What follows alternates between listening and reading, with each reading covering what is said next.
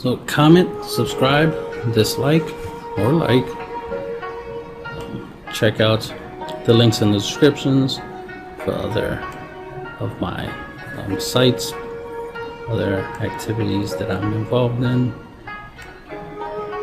Got a whole bunch of Facebook groups you can check out. I play multiple card games, so I do music among other things, so check out the links in the description. So this is my Burn It Down token burn deck. So I have 4 copies of Intrepid Adversary, 4 copies of Verdane, 2 copies of Dawnheart Water, 4 copies of Wedding Announcement, 4 copies of Stensia Rising, 2 copies of Igneous Inspiration, 4 copies of Doomscar, 4 copies of Burn Down the House, 4 copies of Crackle of Power. I mean 2 copies. We got 2 copies of Rowan, 2 copies of Chandra Dressed to Kill, 2 copies of Zariel, Archduke. We got 6 Plains, 6 Mountains, 4 Needle Verge Pathway, 4 Sundown Pass, and 4 Fields of Ruin. Our sideboard has 1 Environmental Scientist, 1 Reduced Memory, 1 Start from Scratch, 1 Inkling Summoning, 1 Spirit Summoning, 1 Introduction to Annihilation, and 1 Escort Exhibition, which is one of our main lesson cards we want, because we definitely want tokens so we can combine it with Zariel, so we can get the power boost plus the haste. So being able to do the +1 ability of this after you play Mascot, really useful. Mascot Exhibition, so that we can go for game. Definitely useful to use this after you got a couple of tokens in play, and then play this for the +1 ability to power up your tokens, swing for game.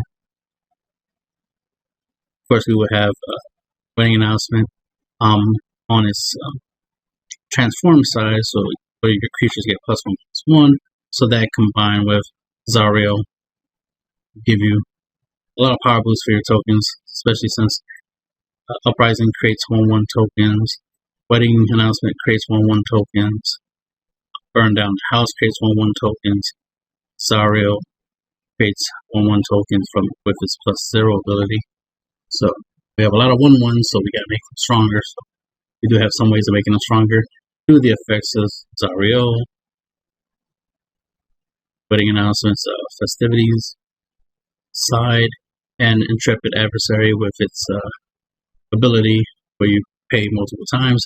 It gets a lot of Valor counters, and for every Valor counter, all your creatures get +1/+1 for each counter. So these are ways we can make our tokens stronger, so we can deal more damage, take our opponent down.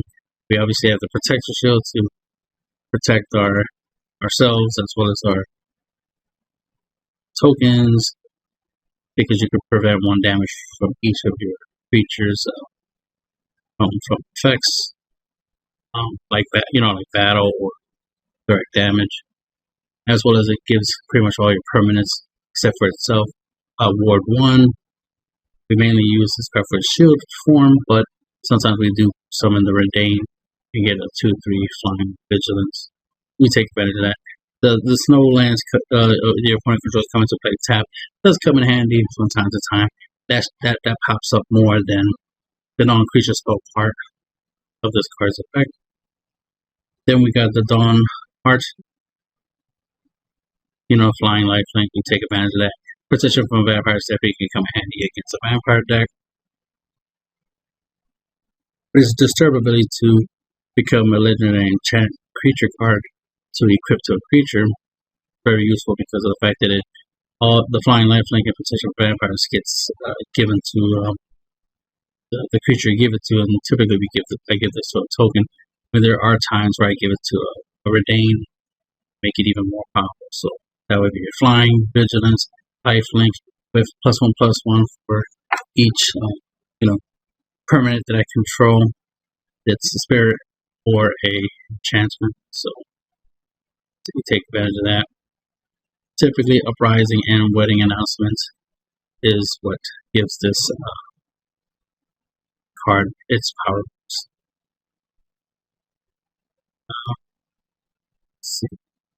Doomscar, burn down a house. Typically, we use them obviously for board wiping,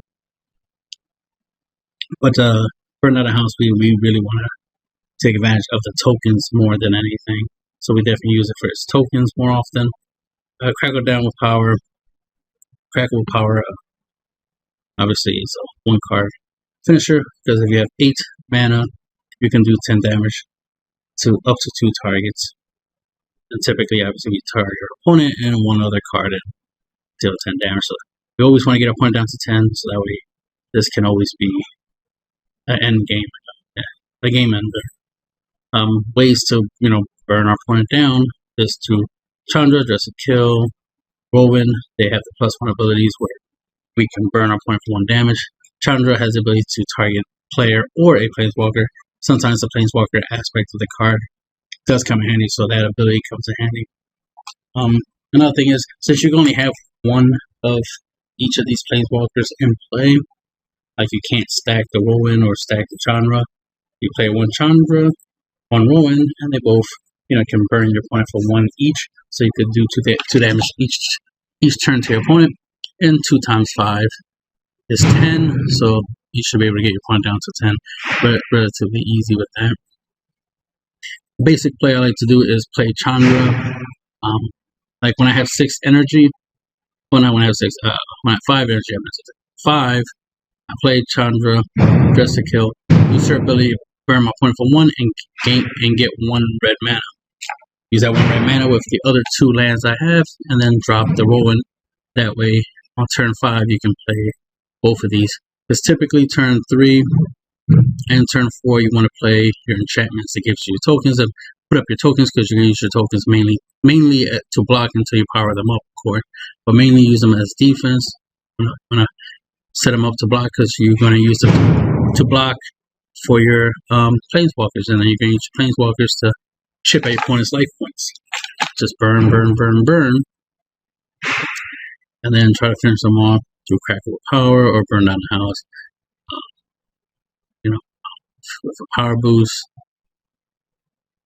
and of course Zario can help you generate tokens, but also be able to power them up. And the good thing about the tokens that Zario creates and burn down a house creates is that they have the devil tokens. So they have the ability that when they are destroyed, they deal 1 damage to a target. So you could, typically we're going to use it on our opponents, but sometimes I use that to kill a couple of my opponents' creatures, and have some board control. So those are some of the things that I do with those types of cards. There are times where I use Roman's -4 ability, so that way when I do my burn down the house, I can copy it for 2, so a total of 7 for that strategy, and then I get to burn down the house twice, so I can do potentially 10 damage to all creatures and planeswalkers in that type of scenario, or create 6 1/1 double tokens.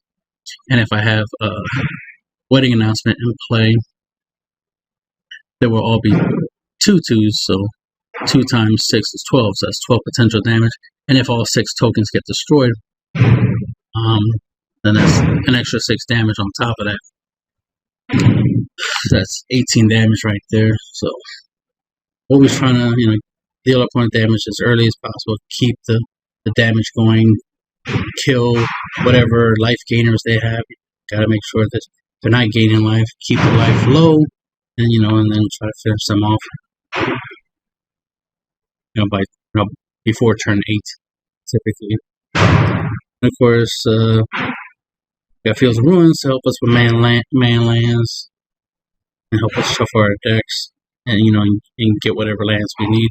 Typically, you need at least a minimum of 2 white lands and 2 red lands for a lot of your cards. A lot of cards require 2 red or 2 white, so make sure you have at least 2 white, 2 twice mana sources, and 2 red mana sources minimum, and then go from there.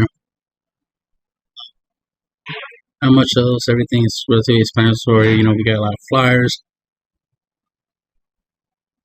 not a lot, but we got at least 6 flyers to help us against any decks that flyers. We definitely have the ability to make tokens every turn. Another cool thing is about the Stencia Uprising is not just that it makes tokens, it also has the ability that when you have at the end of your turn, if you have exactly 13 permanents, you can sacrifice Stencia Uprising and then have this deal 7 damage to any target. So I've killed a couple planeswalkers with this. I definitely use it a lot. I wanted to either finish out the game or just to get them close to finish. Because think about Stencia alone, since it does 7 damage, that's almost half your opponent's life points. You know what I mean? So if your opponent just so happens to be at 17 life, you can use this to drop them down to 10, and and get them ready to get crackle with power, right? Finish them off with that. So, and then of course we got Igneous Inspiration, basic 3 damage to any target. Typically we use this to get rid of any problematic creature, and then use the since it has the learn mechanic. Obviously we go and grab our some of our remove spells like reduce to memory, start from scratch, which can do 1 damage to any target like your opponent. So you could use that to finish your opponent off. You could be in a scenario where you pay 3, right? Deal 3 damage to your opponent, especially if you already did damage through like Chandra's effect or something.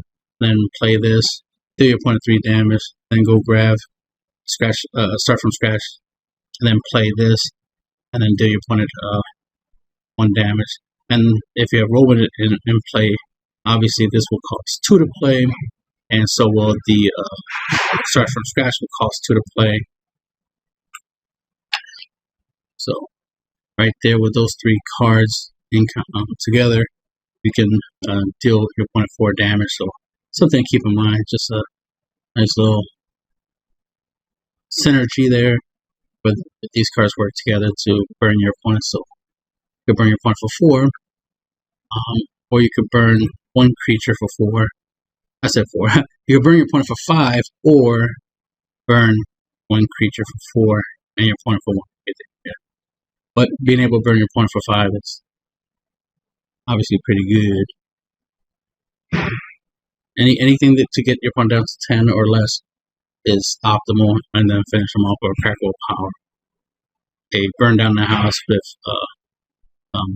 wedding announcement on its wedding festivity side, so that way all your tokens will be 2/2s swinging for game. And that's the end of the video.